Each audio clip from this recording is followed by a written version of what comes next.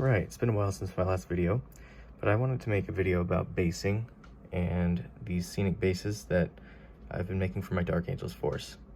So let me start with all the things that I have for this project. And it's kind of a lot of different items, but I think they come out really nice. So first we have plaster of Paris. This is a dry powder.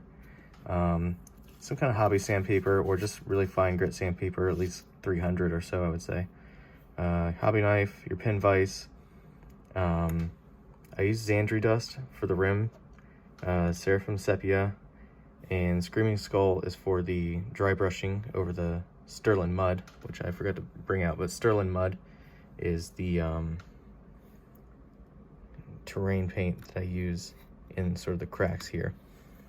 I also have this cheap heavy body acrylic from the craft store. That's what I use to paint the tops of the stones here, just because it takes a lot of paint and I don't want to use my expensive Citadel paint for that part because it doesn't really matter that much. I have regular glue. This is best for the flocking. This is gel super glue. It's good for if you're pinning the models, which I do because I want to play with the model. I pin it with the paper clips, which are here. So super glue is good for that, or rubber cement if you want, because it's thicker, and I'll show you why in a little while. Tacky glue. I use this to stick the pieces onto the base because it's really thick and has a nice hold. This is green flocking. It's basically like shredded up sponge. I got it at a craft store. I'm sure you can find it anywhere. You could also use static grass or something if you wanted to give it a little different look. To make the stones, I lay out aluminum foil on a table, make sure it's very flat, mix up the plaster and pour it out over the foil. Take like a ruler or some kind of paint stir stick or something long and with a straight edge that I can just spread it out nice and flat, because you want it to be thin. This is, you know, a couple millimeters at most that you really want. If it's too thin, it'll be brittle and break apart, but if it's too thick, it's not going to look right with the scale of your miniatures. So it might be a little bit trial and error, but you know, this thing's huge. It's not that expensive, so if you mess up a batch, you can just make another one. And one batch will last a long time. It'll make a lot of bases. So I start with the base, and I'll sand the rim a little bit lightly, just so the paint sticks. And that's because I'm not priming the mini on the bases, because I have a lot of work to do on the base itself. So I prime the mini separately, or I might stick it on the base temporarily with blue tack or something, and then take it off. So if you prime the base, it's not a big deal to sand the rim, but in this case, I'm not priming this base. And I scratch the top so the glue sticks a little better. I take the tacky glue. This is really thick, so you just need like a little bit spread around, and take these chips of the plaster, and you know, I'd take several chips and I'll place them on the base like you've seen here. Place them on, kind of arrange them in a way I like, and break off pieces. Plaster is quite fragile, which makes it easy to manipulate. You can break off pieces, kind of shape them how you want. If there's a rough corner, you can just kind of shave it off with your fingernails or your hobby knife or something else. So once I get a nice shape, just glue it all down, let it set for, I think tacky glue takes probably an hour or two to set. Then I will take, here's in this state, it's all just glued down, and then I've gone over the top and painted with my heavy body acrylic. Now you make sure to get all the sides there, because some of the sides will be exposed. So you want some of the, unless you want them to look white, you know, as they naturally do, that's also an option. However you want them to look, you know, you can paint them that way. Once that's done, that paint's dry. It usually takes a couple coats because plaster absorbs the water pretty well in the paint. So, you know, with this one, it's not very good coverage, but that's why I use it. It's just a cheap paint that I can use on basing. So, you know, depending on the coverage of your paint, Might use more or less coats to get a nice solid color.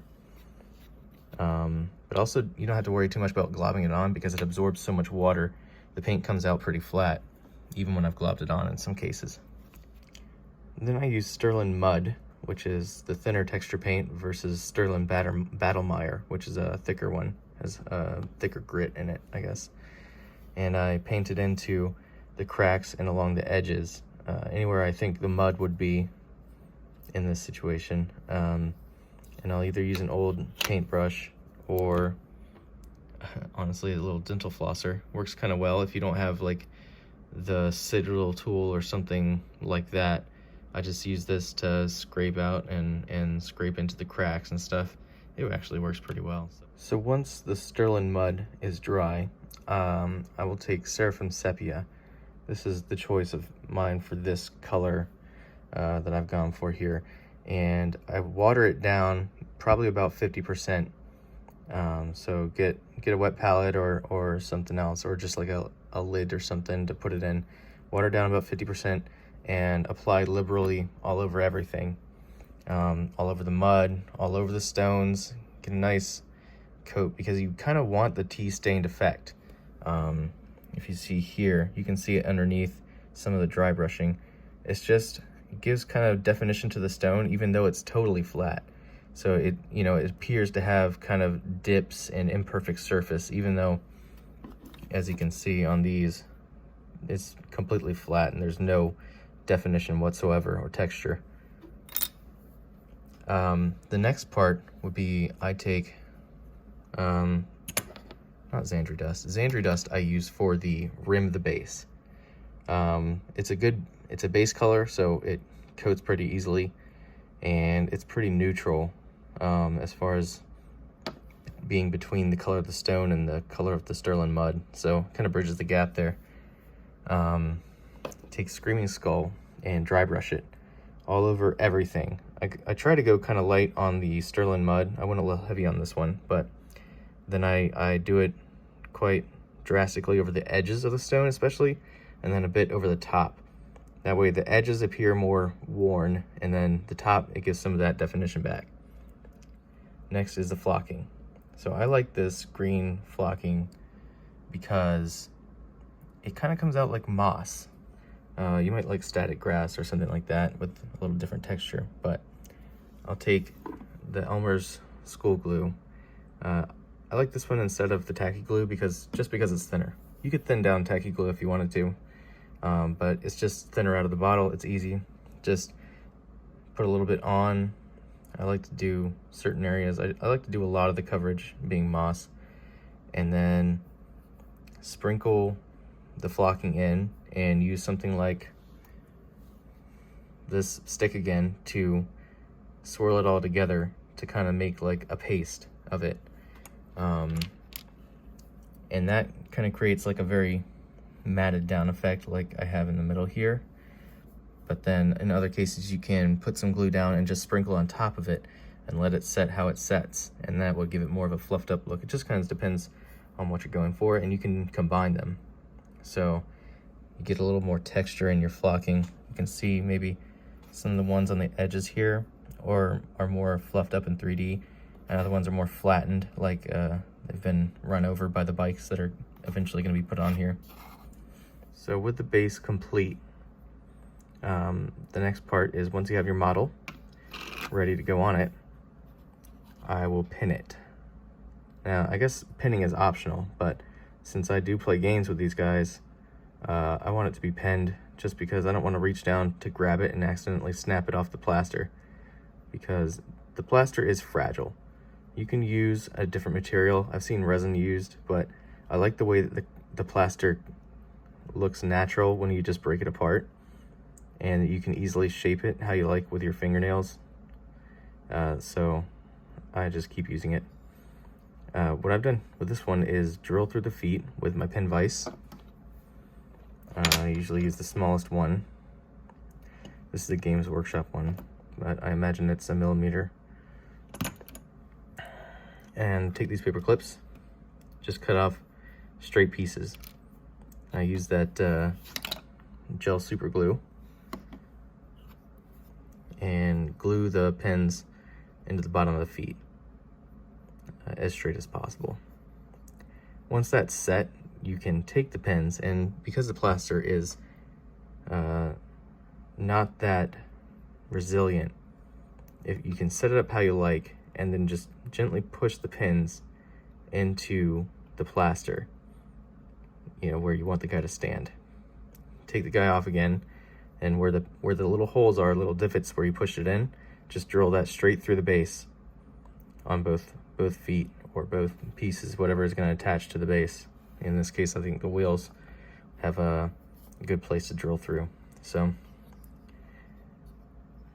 put them on there, push them all the way through, and then I'll take needle nose pliers and bend the pins flat to the bottom of the base, as flat as possible. It's kind of difficult. And then in this case, I think I used a rubber cement because it dries with more substance to it. So it kind of holds it in place really well. Like, that's not ever going anywhere. But I imagine the super glue would work just as fine. And that is how I make those bases. It's a bit of a process, but you can batch make them pretty easily. And I think they look pretty cool. You could adjust the colors or the flocking or whatever. The mud, you could use a different one, the astrogranite or something like that. And color match for your army, give some contrast and make them look pretty sweet. All right, thanks for watching, guys, and I'll come up with another video once I come up with an idea. All right, thanks.